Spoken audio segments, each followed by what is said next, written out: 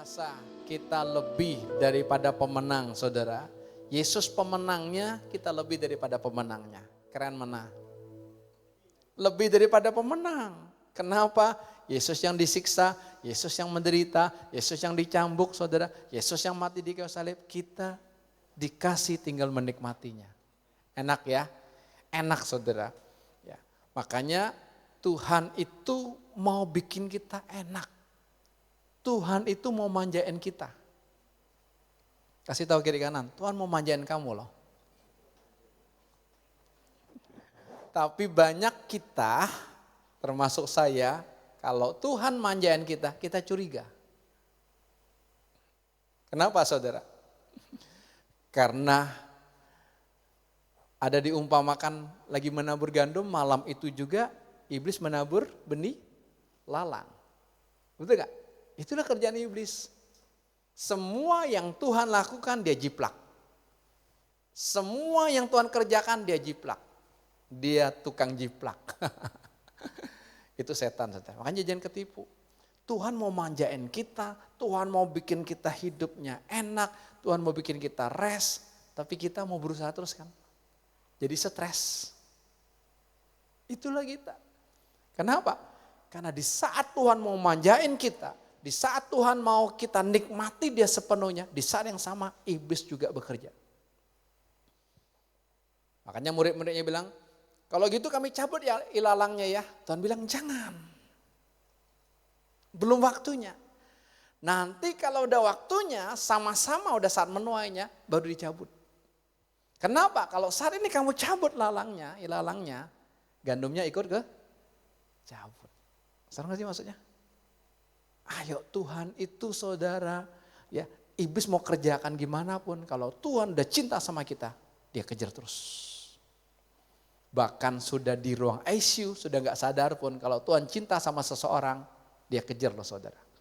Nanti saya akan saksikan, keren banget Tuhan itu. Ya itulah Tuhan kita. Kasih itu pilih kasih. Ya Tuhan Esau dan Yakub di kandungan mamanya aja, di kandungan Ribka aja Tuhan udah bilang, aku mengasihi Yakub, aku membenci Esau. Itu Tuhan kita saudara. Kita mesti makin hari makin mengenal. Waduh. Ya, tapi jangan tanya Tuhan, Tuhan benci nggak sama saya? Jangan. Jangan. Ya, kita bawanya curiga terus sama Tuhan. Kenapa? Karena iblis akan tabur benih yang namanya benih kita sebagai korban. Kalau saudara hidupi benih sebagai korban, maka saudara gak akan bisa menikmati cintanya Tuhan. Gak bisa. Kita mesti keluar. Aku ini bukan korban, tapi aku ini pribadi yang dicintai Tuhan. Banyak kan orang hidup, aku ini korban. Apa-apa aku yang disalahin. Dari kecil aku disalahin terus. Ya udah. Akhirnya waktu dia besar pun hidupnya saudara penuh dengan curiga. Kalau saudara hidupnya penuh dengan curiga dengan orang lain, saudara detect yuk. Jangan-jangan saudara punya mental korban. Orang yang punya mental korban, dia tidak akan bisa menikmati cinta Tuhan. Nanti Tuhan kasih suami sebaik apapun, dia gak bisa nikmati. Tuhan kasih istri sebaik gimana pun, dia gak bisa nikmati. Tuhan kasih kelimpahan berkat buat kita gak bisa nikmati. Kurang ajar ya setan dia. Dia bapak pendusta. Itulah mental korban. Ya, kita pernah dengar mungkin orang tua kita berkata, dulu kamu mau digugurin loh. Wah, kalau kita dengar itu dengan mental korban, oh enak loh ya, tahu bikin doang ya.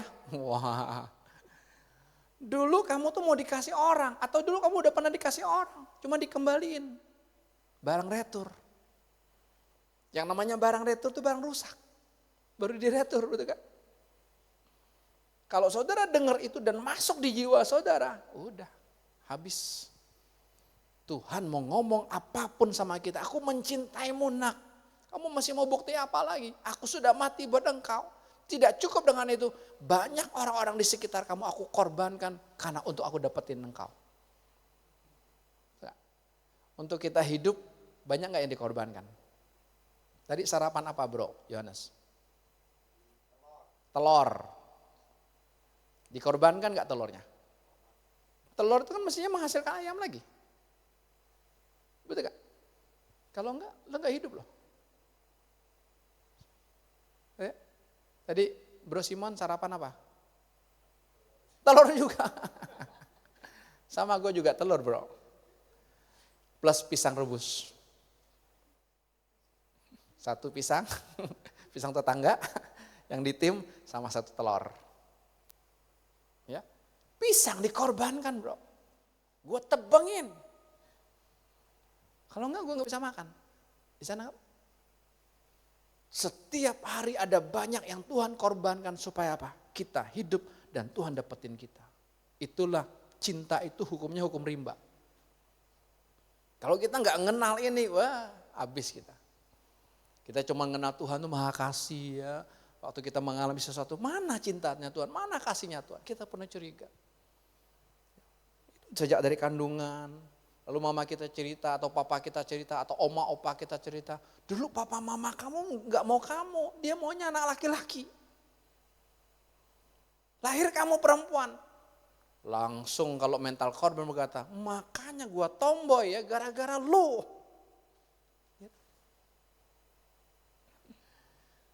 Dulu aku maunya anak perempuan, pokoknya balik deh. Aneh orang tua itu. Kenapa? Masih punya selera. Masih punya keinginan, termasuk saya dulu. Cukup kita 2 anak dulu ya. Maunya sepasang. Makanya waktu si Jacob lahir, yang kedua lahir, saya bilang sama dokternya, dok steril. Dia bilang, gak boleh, istri kamu masih terlalu muda. Kalau sekarang udah boleh kali ya, udah gak pusing lagi. Cina yang sekarang pusing. Dulu cuma 1, sekarang udah boleh. Karena apa? SDM-nya kurang nanti. Negara-negara Eropa udah kekurangan SDM kan. Karena apa? Mereka menikah gak mau punya anak atau tidak menikah sama sekali. Itu mental korban. Saya ingatin juga, kamu udah papa mama dulu salah. Tapi jangan hidup dalam kesalahan itu terus. Ingat, kamu dicintai Tuhan Yesus. Kalau kamu hidupin terus nggak bisa.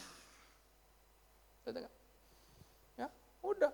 Waduh, aku ini mental korban. Ya, suamiku model seperti ini, istriku model seperti ini. Udah, kita bergelut hanya sebagai korban. Atau apa? Waktu kita lahir, papa mama kita sedang broken home. KDRT. Makanya saya jadi anak yang keras gitu. Kan? Kita bawa ke situ terus. Saya lahir dari keluarga yang miskin. Makanya ketika sekarang Tuhan berkati saya, bukan saya nikmati Tuhannya, tapi saya menikmati berkatnya. Apapun gue beliin. Dulu susah saya beliin, meleset. Tuhan bilang kamu punya isi dunia aja, tapi kehilangan nyawanya gak ada gunanya. Apalagi kita nikmati, gak ada gunanya. Mental korban. Coba saudara cek di hati kita masing-masing. Ada enggak itu masih nyangkut dalam hidup kita? Saudara, gampang loh ciri-cirinya. Orang kalau mental korban, dia selalu merasa disalahkan. Sama suaminya, mah suami terbenar sedunia. Sedunianya dia. Pokoknya gue salah terus. Ya, kalau dia jadi suami, sama dengan istrinya, ya gue terus yang salah, ya deh gue salah deh. Beda loh orang ngomong ini, ya saya salah, saya minta maaf. Beda dengan, lah deh gue salah deh. Kalau orang ngomong, gue salah deh. Itu karena dia menghidupi di jiwanya, mentalnya korban.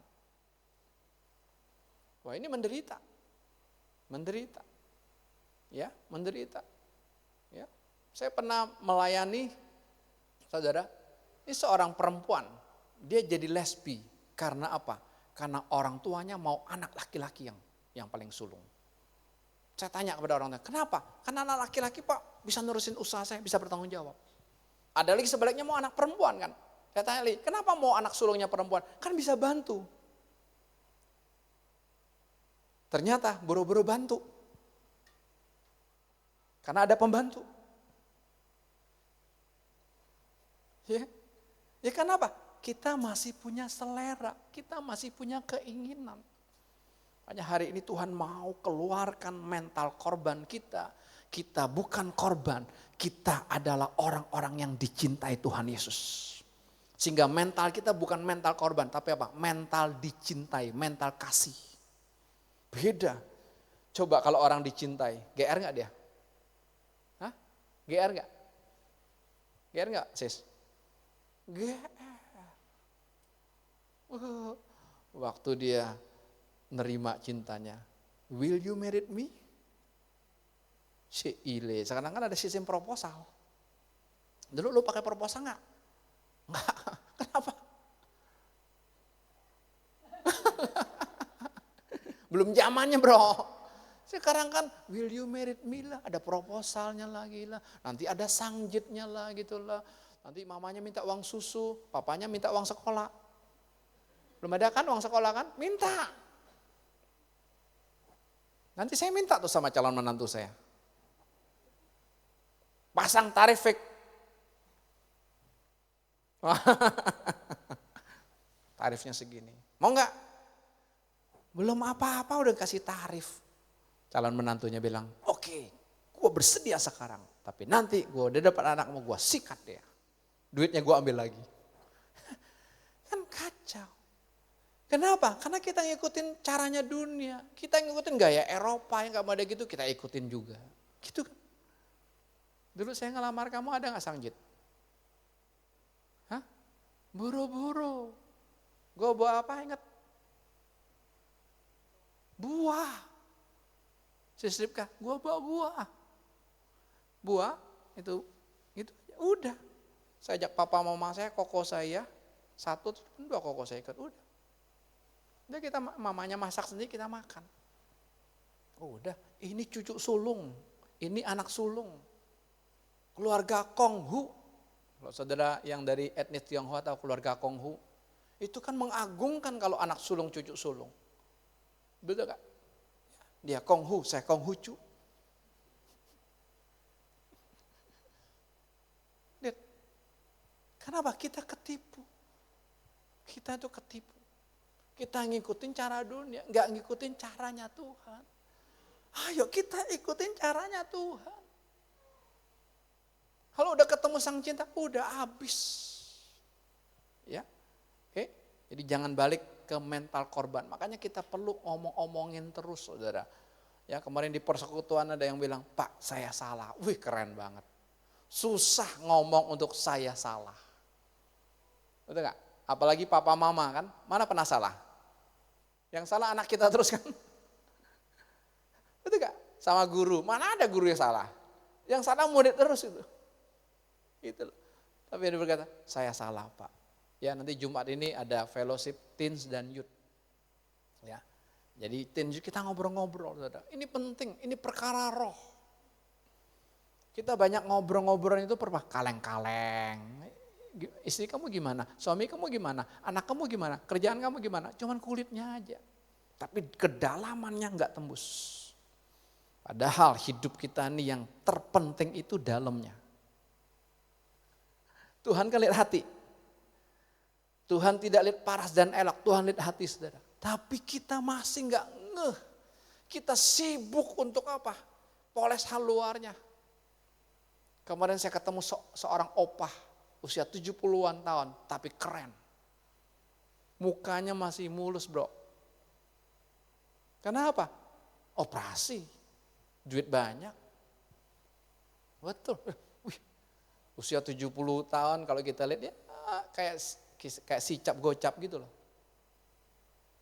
Keren. Itu kan kenapakan luarnya, dalamnya.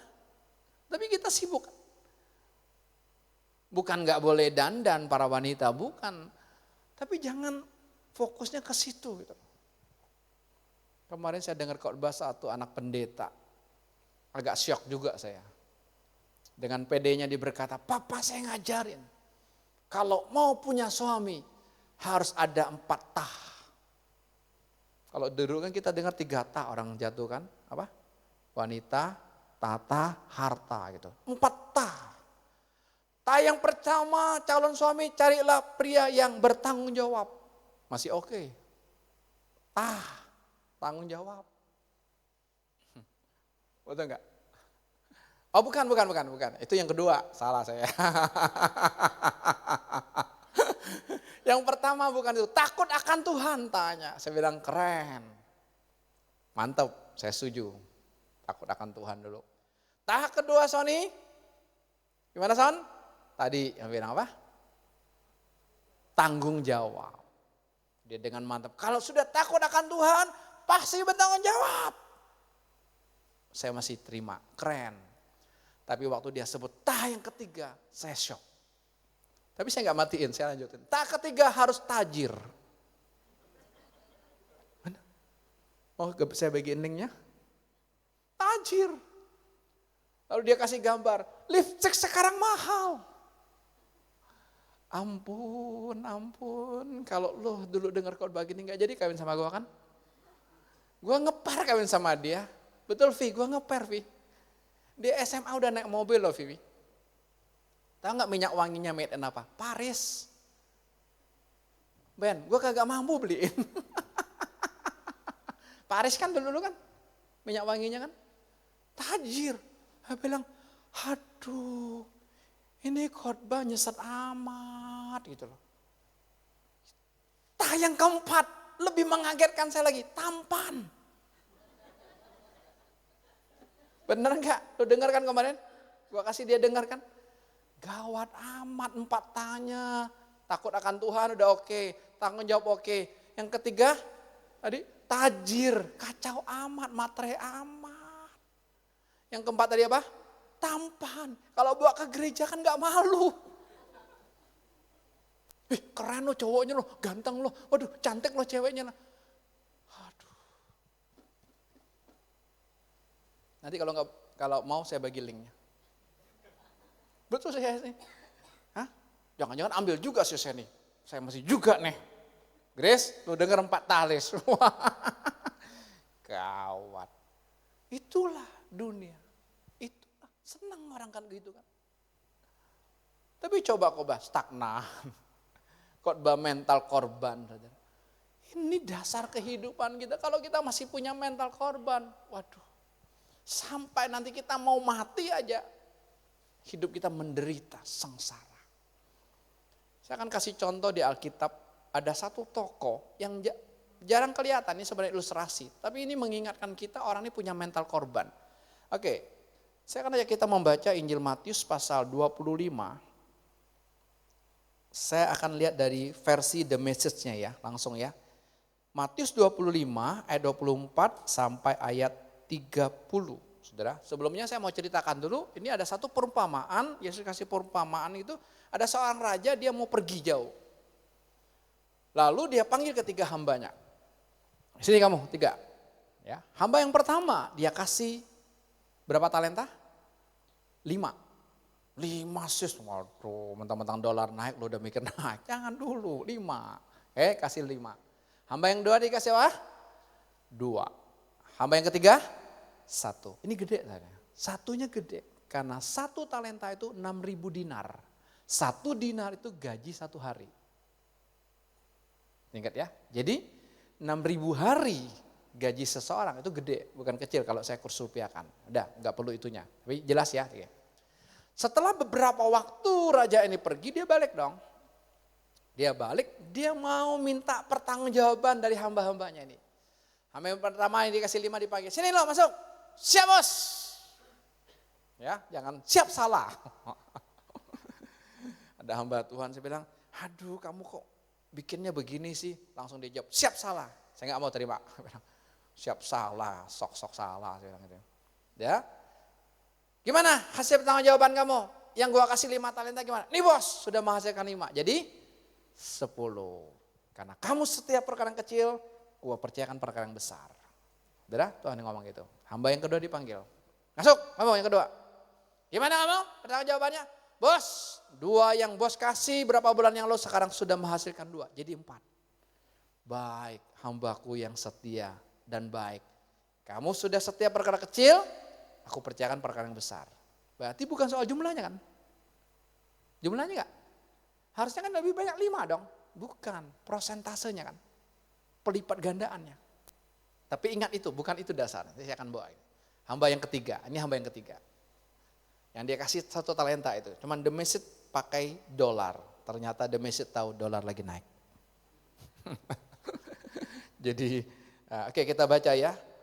Hamba yang diberi $1.000 itu berkata, Tuan, aku tahu engkau mempunyai standar yang tinggi dan membenci cara-cara yang ceroboh. Bahwa engkau menuntut yang terbaik dan tidak memberi toleransi untuk kesalahan. Aku takut mengecewakan engkau. Jadi aku menemukan tempat persembunyian yang baik dan mengamankan uangmu.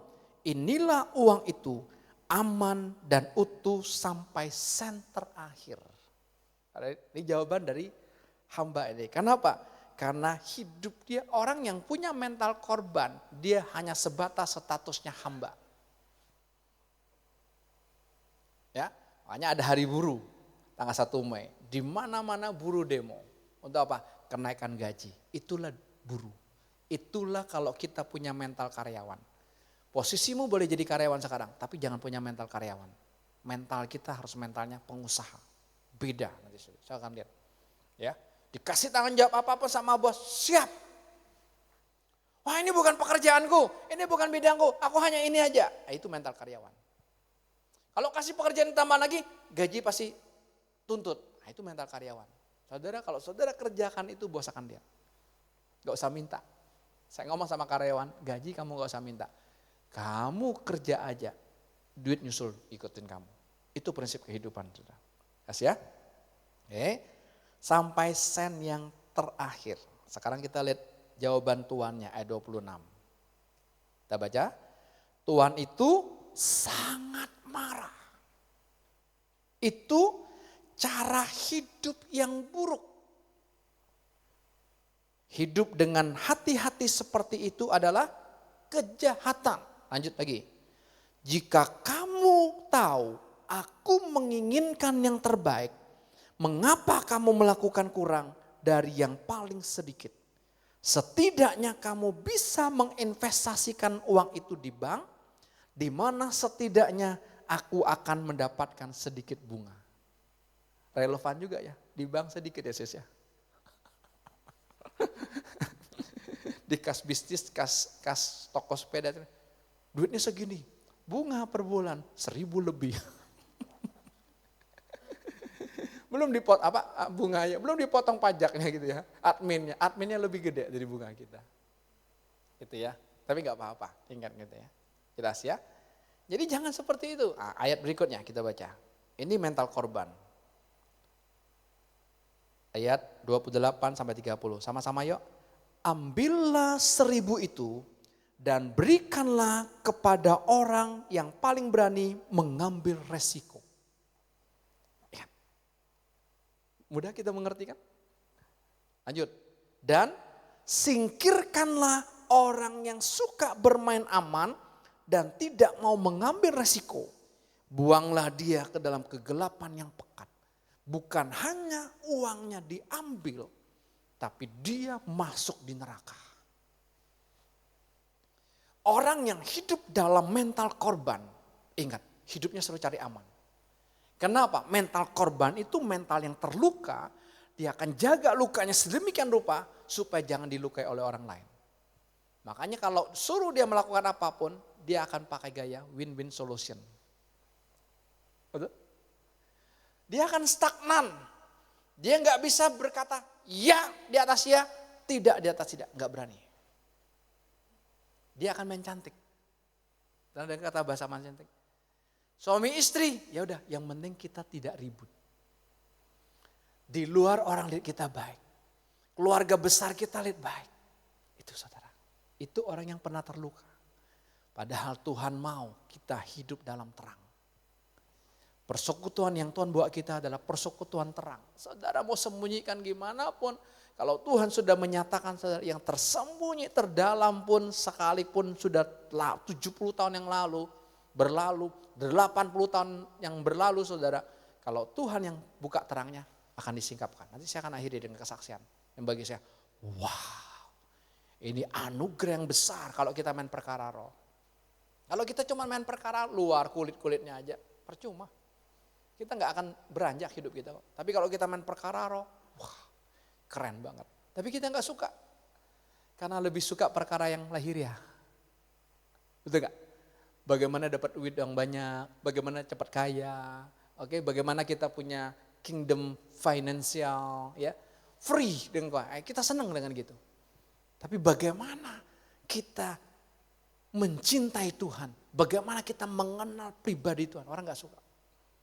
Tapi saya percaya Bapak Ibu terus Tuhan bawa ini, Tuhan terus bawa makanan yang tidak suka kalau tiap hari kita nikmati, lama-lama jadi suka. Betul? Kalau kalian makan di rumah kami, banyak kalian pasti nggak suka dengan rasanya. Ya, garam sudah sangat dikurangin, MSG sudah cukup lama tidak dipakai. Ya, kaldu jamur pun yang ada MSG-nya sudah mulai. Ya, gimana? Enggak. Udah Pak, udah terlatih, udah terbiasa. Betul? Ya. Orang yang mentalnya korban, dia selalu cari aman. Supaya apa? Dia tidak terluka lagi. Karena aku ini korban. Aku ini kan korban. Atau berikutnya, ciri berikutnya dia akan sebelum dia introspeksi ke dirinya, dia serang orang lain dulu. Kalau dia sebagai suami, dia salahin istrinya terus. Padahal setannya ada dalam diri dia. Ingat. Makanya berulang kali diingatkan saudara di atas mimbar ini. Urusan kita bukan dengan orang lain, tapi di kiri kita. Orang tua kita itu cuma Tuhan pakai jadi alatnya. Buat apa? Kita dapat Yesus. Suami kita tuh cuma Tuhan pakai jadi alatnya Pak. Untuk Tuhan dapat pribadimu. Istri kita tuh cuma jadi alat Tuhan. Tapi suami sibuk merubah istri. Istri sibuk merubah suami. Apa yang terjadi? Enggak terjadi apa-apa. Tapi waktu kita sendiri yang menyambut, di persekutuan kemarin saya mendengar seseorang berkata, ya Pak, saya yang salah Pak. Itu saudara tahu dampaknya? Mamanya yang sudah untuk berubah, karena sudah orang makin tua makin susah untuk berubah kan, tapi bisa mulai perubahan. Saya bilang siapa yang ngerjain? Tuhan kan. Anaknya, lihat nih. Atas kena, bawah kena. Ketika apa? Hidupmu yang kena. Tapi kita berusaha kan merubah atas orang tua kita. Nggak bisa. Nggak bisa. Makanya Tuhan nggak ada pernah bilang ini. Mari kepadaku yang kaya raya. Yang sedang diberkati. Yang sehat-sehat. Mari datang kepadaku. Ada ayatnya? Ayatnya apa Salomo? Yang berbeban berat dan letih lesu. Ada orang bebannya udah berat aja masih kuat. Ibu Tiska udah ketawa-ketawa ini. Ya Bu ya. Kerennya Tuhan Yesus ya. Dibikin klik tangannya. Supaya apa? Aku berserah. Gimana? Bucin? Masih mau klik lagi? Udah Tuhan cukup. Tuhan apa? Mau kita nyerah. Itu. Tapi enggak, kita kan terus. Karena terlalu banyak motivator-motivator yang kita dengar. Baik di luar maupun di gereja. Pendetanya jadi motivator. Misalnya, bukan. Saya enggak mau jadi motivatormu kok. Saya mau manfaatin kalian untuk nasihatin saya kok. Itu urusan. Saya enak. Anak aja saya bilang, saya gak mampu urus mereka. Gak mampu. Kalau dulu masih kecil enaknya nurut. Sekarang udah gede semua. Saya gak sanggup. Udah Tuhan gue nyerah. Tapi bukan berarti lepas tangan gitu. Enggak, ketemu jeger. Ketemu tetap nasihatin. Tapi dia berubah gak berubah kan bukan urusan aku. Berapa hari yang lalu kami datang ke sebuah panti asuhan. Saya baru pertama kali ke panti asuhan yang modelnya kayak begini. Biasanya ke panti asuhan kan anak-anaknya udah gede gitu ya. kita buat sesuatu lah buat mereka. Tapi ini panti asuhannya unik karena dia menampung ya wanita-wanita yang hamil di luar nikah pertama, yang kedua hamil karena orang tuanya nggak mampu ekonominya masuk ke sini. Jadi mulai sejak usia 7 bulan kehamilan itu udah datang. Dia lewat Instagram atau apa gitu, oh banyak yang mendaftarkan diri. Kenapa? Free. Duit rumah sakit juga free. Tapi ada syaratnya, anak itu lahir gak boleh diambil. Harus jadi milik panti itu, nanti diadopsi oleh orang lain. Saudara, saya lagi wah. Ya, bagus kan kesannya, tapi kan di balik itu kan kurang ajar. Wanita-wanita muda kan kurang ajar dong. Ya aku seks bebas saja. Betul gak? Aku seks bebas saja dengan pacarku. Kalau nanti betul-betul terjadi hamil, ada panti asuhan kok. Dibawa ke rumah sakit loh. Yang kedua, yang ekonominya juga sulit, anaknya ada, ayo bikin terus saja. Karena ada yang nampung kok. Berarti apa? Itu kan keinginan seks. Padahal seks itu apa? Kudus gak? Kudus gak? Kudus. Ketika kita menyembah Tuhan, kita sedang hubungan seks dengan Tuhan. Itu artinya. Tapi kita gak mengerti gitu, kenapa? Hubungan aku dengan Tuhan itu percintaan. Tapi kalau kita mentalnya korban, hanya sebagai hamba. Aku menyembah Tuhanku, aku menyenang Tuhanku.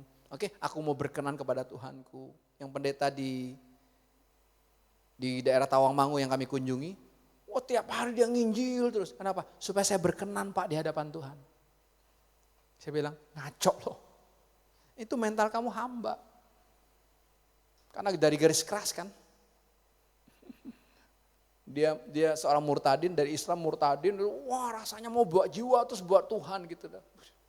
Bukan itu. Kamu memberitakan kabar baik, dasarnya kenapa? Kamu mencintai Tuhan, beda dong.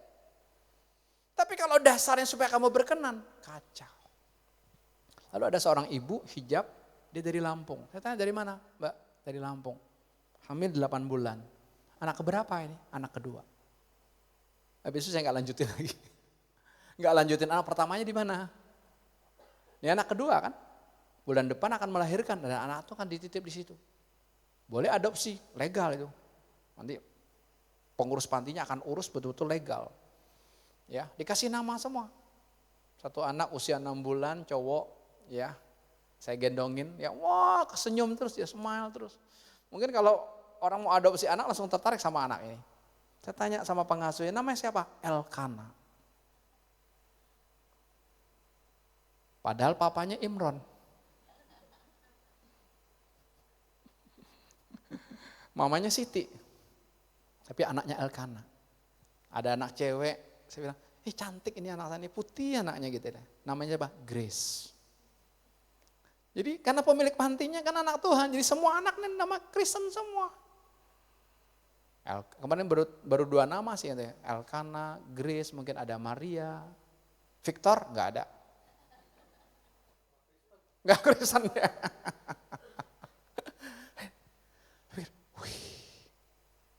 Aneh ya. Tapi kan kalau orang nggak kebuka coba, itu kan menjerumuskan dong. Menjerumuskan nggak? Tempatnya di daerah perumahan loh. Bukan kampungan, enggak. Ruangannya full AC. Tertata rapi. Pemiliknya, suaminya bule lagi. Saya nggak ada urusan dengan pemiliknya, tapi kita bisa kebuka kali. Betapa anak-anak ini nanti kan mental korban masuk nggak? Masuk.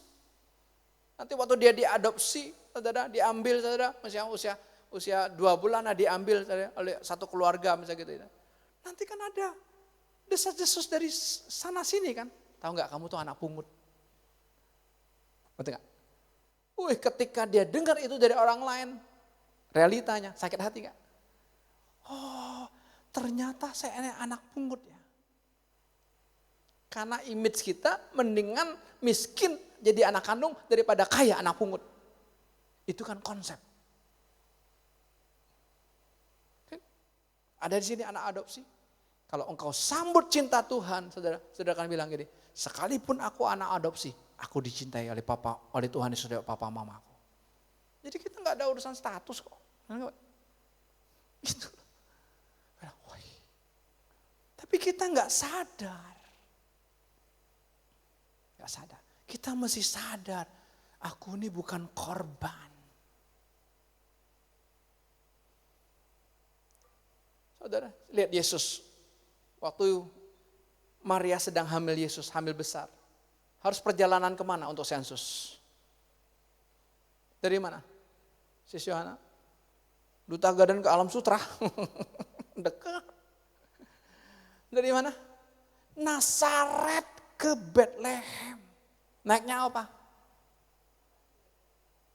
Hah? Keledai.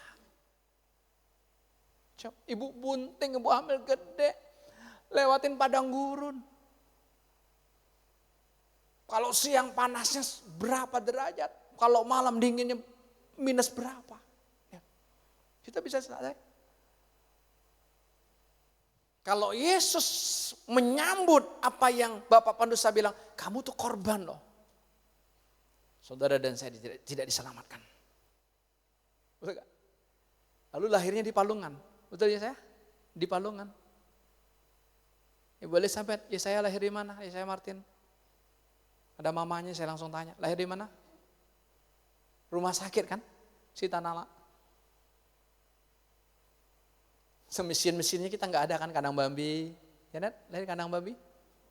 Oh, lo lahirnya di kandang babi dulu. Yesus di Palungan. Dah dia lahir. Lalu Herodes merasa ditipu kan oleh orang-orang Majus kan. Apa yang Herodes perintahkan? Bunuh anak laki-laki yang usianya di bawah 2 tahun. Kalau Yesus mental korban, dia akan bilang gini, waduh aku lahir aja mama papaku susah payah. Wajar aku susah payah. Aku waktu mau besarkan aja itu waduh saudara. Pembunuhan massal gitu coba. Kalau terjadi saat ini saudara. Cina, Tionghoa, dia habisin. Kayak kerusuhan 98 yang tidak pernah terbongkar kasusnya, kasus perkosaan. Coba. Makanya orang banyak kabur kan. Betul? Waktu 14 tahun yang lalu kami ke Amerika, orang-orang Cina Jakarta paling banyak ke San Francisco. Kenapa? Karena San Francisco tidak ekstrim cuacanya. Kalau dingin tuh enggak sedingin New York gitu. Kami baru sampai tiba di New York, pemimpin kita udah bilang pakai yang rapat ya. Double semua, ini pakai semua. Keluar dari bandara udah, teman kami bilang enggak kuat, malamnya terkapar. Ya. Suruh mereka balik. Kalau mereka belum ketemu Yesus tidak akan pernah mau balik. Kenapa? Luka. Bencinya sama bangsa kita kan. Sana kamu. Gitu. Kita Tionghoa pun kalau enggak ketemu Yesus kita akan benci sama bangsa ini. Padahal kita hidup di bangsa ini loh. Saudara enggak bisa kan nikmati kan? Enggak bisa. Tapi Yesus kan. Betul? Itulah Tuhan kita. Kenapa? Dia hidup dalam cinta. Dia hidup dalam kasih. Bapak Ibu dan saya hidup dalam cinta, hidup dalam kasih luar biasa. Bagi saya peristiwa 7 tahun yang lalu, ketika Tuhan bukakan papa mama saya, kasih saya kepada orang lain dan dibalikin saudara. Itu kenapa? Tuhan Yesus mencintai saya. Wah terang saya. Keren. Saya terlalu lama hidup dalam mental korban. Gak enak. Hidup dalam mental korban penolakan. Jadi ingin menyenangin orang terus kan. Kalau ditolak orang udah. Kita kan WA gak dibalas aja tersinggung. Ketemu di Indomaret gak disenyumin aja. Udah mulai belagu dia. Ya, urusan yang kaleng-kaleng. Recehan-recehan. Saudara pusing betul gak? Jangan. Ada yang ulang tahun kita gak diundang aja kita kesel. Anaknya kawin, papanya teman kita nggak diundang juga kesel. Lu jahat lu ya. Mentang-mentang gua, nah udah. Orang kalau udah mental korban, mentang-mentang gua miskin, gitu.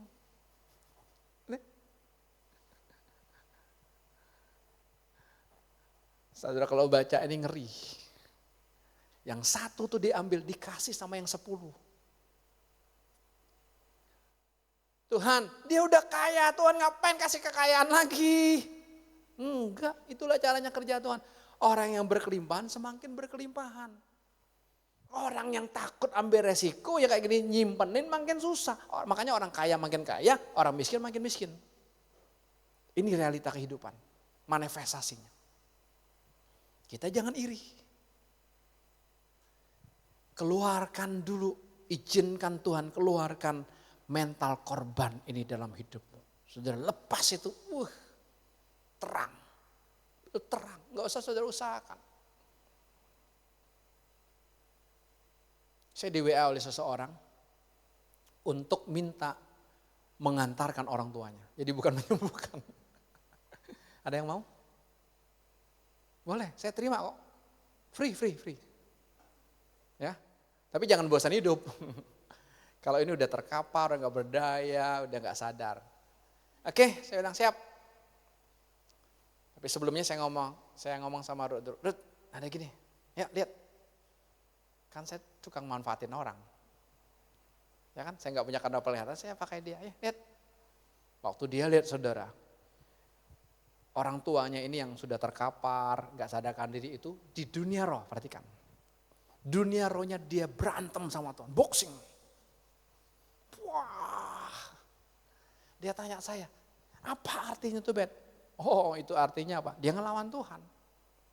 Lihat, fisiknya gak berdaya, tapi dunia rohnya ngelawan Tuhan. Hati-hati kita. Tubuh kita ada di sini, tapi batin kita belum tentu loh. Batin kita mungkin berkata, lo ngomong terserah. Gue kagak mau denger. Gue bukan korban, ya rugi sendiri. Kalau saya ini makan empuk buat saya, ini khotbah buat saya dulu kok, bukan buat Bapak Ibu. Oh gitu ya. Lalu saya dapat hikmatnya. Saya bilang dia ini pasti ada luka nih. Apa ya? Kan saya gak kenal, saya cuma kena anak. Apa ini? Ya udah, kami datang, saya ngomong sama anaknya, saya gak mau masuk kamar dulu. Ngantarin mah gampang. Lebih gampang nganterin daripada nyembuhin. Betul kan? Jadi kalau dia minta nganterin, siap bro. Gampang itu. Kalau nyembuhin, agak susah dikit. Apalagi ini udah koma kan, udah gak sadarkan diri. Kok nganterin gampang, siap selalu gitu. Siap gak Seven? Bukan siap dianterin, bukan. Siap kalau ada yang minta anterin. Udah takut aja, jangan saya Pak. Belum, jangan. Untuk ngagetin supaya batinnya sadar. Saya ngomong sama, coba kamu cerita sama saya nih. Orang tua kamu ini ada luka ini. Sama papa? Bukan. Oh dia bilang gini, sama kungkung dan popo. Kenapa? Karena orang tua saya ini dari 15 saudara, dia satu-satunya yang dikasih orang lain. Misalnya dikasih sama keluarga Simon sama Cynthia. Ini orang lain. Orang lain tapi dipanggil papa, panggil mama. Mama papanya yang melahir dia dipanggil om dan tante. Itu penyesatan, dengar. Kalau masih ada yang panggil bukan orang tuamu yang melahirkan engkau papa mama, bertobat. Itu budaya Tionghoa yang menyesatkan kita. Budaya itulah yang membuat kita tidak bisa mengenal Tuhan. Kita tidak hidup dalam budaya Tionghoa. Saya orang Tionghoa, tapi kita tidak hidup dalam budaya Tionghoa. Kita hidup dalam budaya kerajaan surga. Oh itu ya. Ya ini saya bilang akarnya ini nih. Orang tua kamu ini kecewa. Dia jadi sebagai korban. Wah anaknya mulai betul Pak. Dia kecewa sekali. Saya kalau saudara-saudara saya yang dari luar negeri datang, saya mau kumpulin dong keluarga mama makan. Nanti kita baru kumpul jam 7, jam 8, ya kita pulang. Padahal sama saudara-saudaranya belasan loh. Ada yang sukses banget saudara. Saya ketemu kemarin juga ngobrol ya. Wah, lihat. Gini saya bilang. Ini dia terluka. Ya benar, udah. Ternyata, ya kita masuk kamar, saya bilang. Dah, saya masuk kamar, saya bilang, kamu wakilin. Dia kan gak bisa apa-apa lagi. Ya sudah tahu ya, perkara roh gitu ya. Keluargamu ada di Australia, engkau bisa injilin rohnya. Ya kan? Roh itu kerjaan roh gitu. Makanya kalau kita main otak, kita lahir ya, Pak mesti ketemu sana dong. Bukan, perkara roh tuh tembus. Bukan hanya handphone ini dunia dalam genggaman saudara. Perkara roh itu tembusnya itu bukan hanya di bumi. Di neraka pun tembus. Mau manfaatin enggak? Deh kamu mewakili ya. Saya bilang, kamu mewakili Kungkung dan Popo minta maaf dulu. Sama orang tua kamu. Karena sudah membuang dia. 15 saudara, satu-satunya dia yang dibuang. Oke, udah. Oke, udah ikutin kamu mewakili orang tua kamu untuk sambut Tuhan bahwa mental korban tuh nggak ada, mental penolakan tuh tidak ada, itu bohong semua, saya bilang gitu. Udah ya, ngomong ya, sambut darah Yesus. Wah saudara, udah nggak terjadi apa-apa. Saya bilang, ayo lihat lagi. Ya, dunia roh kita bisa lihat kan, ada nggak Yesusnya lihat? Kenapa nggak ada Yesus? Kita lihat aja. Itu jangan bingung kalau dengar gitu. Itulah perkara roh. Itu yang paling penting. Lebih baik gak punya duit daripada gak ada Yesus. Betul. Kalau gak ada Yesus binasa hidupmu. Ini serius. Ini saya bilang anugerah yang luar biasa. Ya, waktu ngomong gini saudara. Saya makan dulu kan. Saya bilang Tuhan, cek hati saya. Masih ketinggalan gak mental korban? Dia 15 saudara, satu-satunya dikasih orang. Saya 12 saudara, satu-satunya dikasih orang. Mirip kan? Mirip gak? Mirip. Hanya bedanya saya dikembalikan. Dia pun dikasih orang kaya loh. Karena kemarin waktu saya ke rumah duka, anaknya cerita, Pak ada cerita baru lagi Pak. Lebih seru lagi. Beda nyambutnya gitu. Ada cerita dong. Ya, saya mau dengar demonstrasi Tuhan itu gimana sih? Waduh Pak, waktu Bapak habis pulang, QQ-nya yang datang. Waktu QQ-nya mereka belum berani bereaksi. Karena Cici sama adiknya juga dari Belanda sama Australia udah datang juga kan.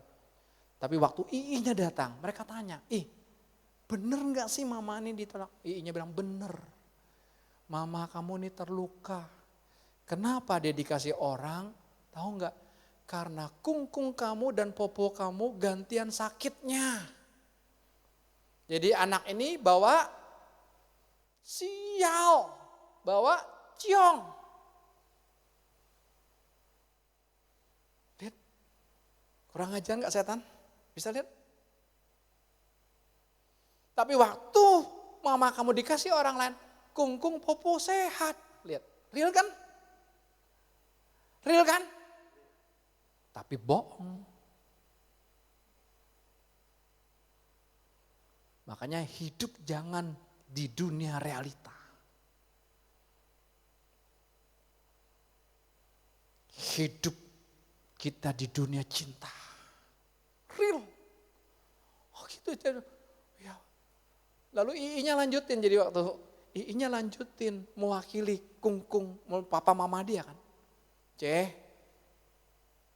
Maafin papi mami ya, papi mami sayang sama Cece. Nangis. Saya ngomong gini dalam kondisi sudah koma, tidak sadar. Tapi nangis. Saya bilang, yes. Karena malam itu aja hatinya udah nyambut Tuhan. Saya bilang, Dut lihat lagi. Dut lihat apa? Dia udah gak boxing lagi sama Tuhan.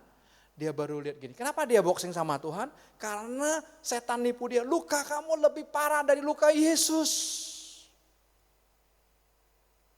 Kurang aja gak? Baca Yesaya 53. Dia tidak seperti manusia lagi. Film dibikin The Passion of Christ pun tidak bisa mewakili. Karena itu masih ada tutup. Ada tutup untuk cawatnya. Aslinya tidak ada. Dia gak bisa lihat. Tapi waktu pengakuan lewat anaknya, saudara, dia bisa lihat. Enggak boxing lagi, dia bisa lihat, luka gue mah gak ada apa-apanya. Luka Yesus Karena dia mencintai aku, makanya dia sambut Yesus. Saya bilang keren. Ini jauh lebih penting. Amin. Bagi saya, wah Tuhan terima kasih Tuhan, aku bersyukur. Kenapa? Mental korban tidak hidup lagi dalam hidup. Tidak ada lagi nempel di jiwaku. Tapi apa? Mental cinta. Aku dicintai Tuhan Yesus. Aku dikasih Tuhan Yesus. Terakhir, Yesaya 43. Kita baca ayat ini bersama-sama yuk. Ayat 18 dan 19. Dengan suara yang keras, firman-Nya, janganlah ingat-ingat hal-hal yang dahulu. Dan janganlah perhatikan hal-hal yang dari zaman purbakala. Jangan. Masa lalu itu iya ada. Tapi jangan diperhatiin terus kayak spion. Saudara nyetir liatin spion terus enggak? Enggak dong. Kalau mau belok kanan, kasih sen kanan. Lihat spion sebentar. Ada motor nyelonong enggak? Jangan kasih sen kanan belok kiri.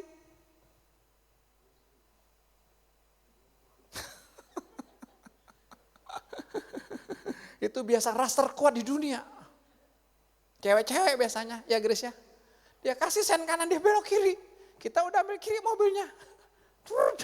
Lah kok itulah ras terkuat di dunia. Dia udah salah, dia ngomel. Enggak Pak, saya udah kasih sen kiri. Padahal masih nyala sen kanannya. Jangan. Yang suka koleksi barang-barang lama, ini ada hubungannya. Masih bernostalgia. Termasuk Rioni. Wah, kepingin ketemu. Cinta mula-mula. Cinta monyet. Jadi monyet beneran pulangnya. Suka yang lalu. Jangan ingat-ingat yang dahulu. Jangan perhatikan yang purbakala.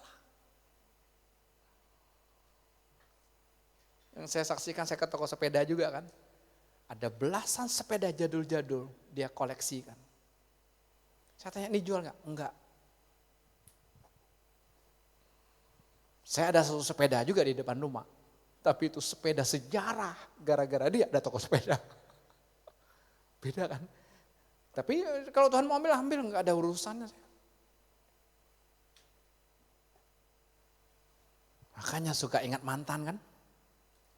Karena kita senang yang dulu. Aku kan korban, aku kan mau dia anak laki-laki, aku kan mau dia anak perempuan, aku kan dulu mau digugurin, aku kan gak punya papa, aku kan gak punya mama, papa mamaku broken home, papa mamaku cerai. Itu terus hidup. Papaku keras, kasar. Jadi aku jadi seperti ini. Tipuan semua. Tadi Madeline ngajak kita nyanyi, Allah turut bekerja dalam segala sesuatu untuk mendatang kebaikan bagi mereka yang mengasihi dia. Jangan lupa. Lanjut.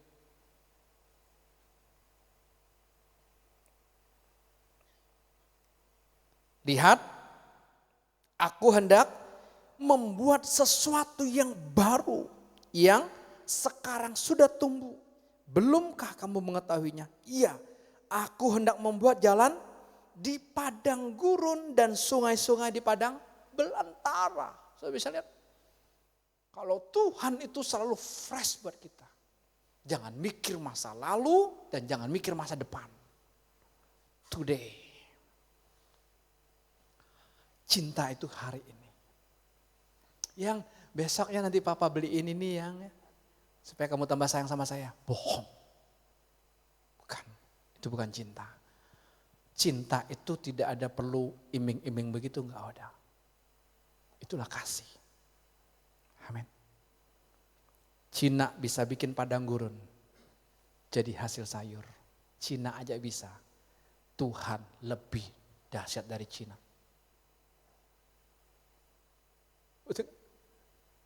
Kita terkaget-kaget. Kok bisa begini ya? Kok bisa begini ya? Kok bisa begini ya? Kita hanya berkata, semua oleh Dia. Amin. Kita bagi berdiri orang-orang yang bebas dari mental korban.